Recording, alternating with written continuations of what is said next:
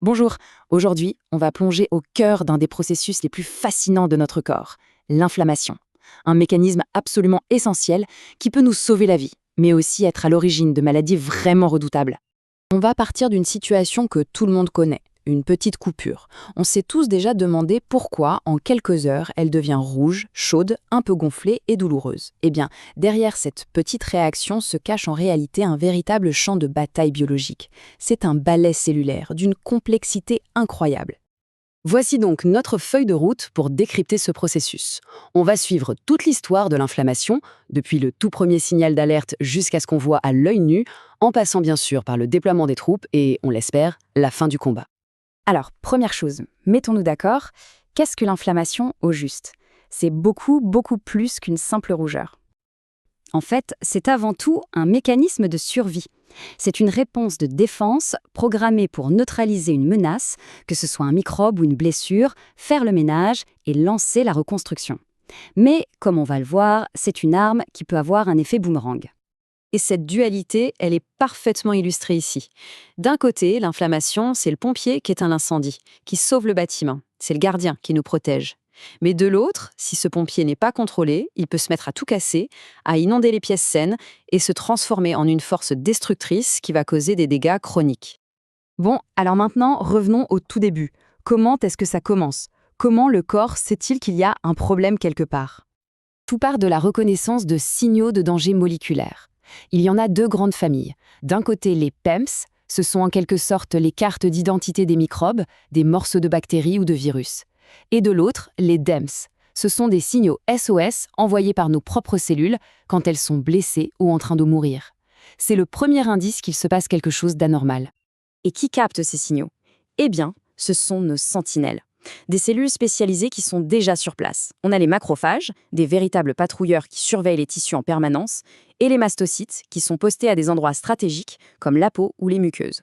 Dès qu'ils détectent un PAMP ou un DAMP, c'est l'alerte générale. Immédiatement. Une fois que ces sentinelles sont activées, elles ne restent pas silencieuses. Au contraire, elles déclenchent une réaction en chaîne, une véritable avalanche chimique. Et ce n'est pas juste un petit message.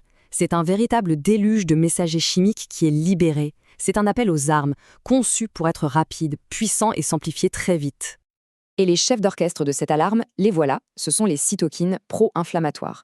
Des noms un peu barbares comme le TNF-alpha, l'interleukine 1 ou l'interleukine 6. Il faut les voir comme des généraux qui donnent les ordres pour coordonner toutes les étapes suivantes de la bataille. Le tout premier effet de ces messagers, c'est sur les vaisseaux sanguins locaux.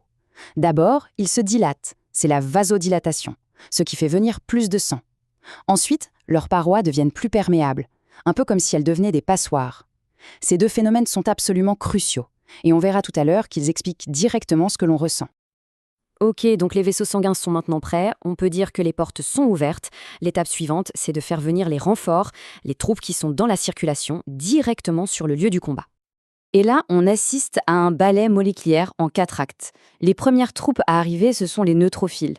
Imaginez une autoroute. D'abord, ils ralentissent et se mettent sur la bande d'arrêt d'urgence, c'est le roulement.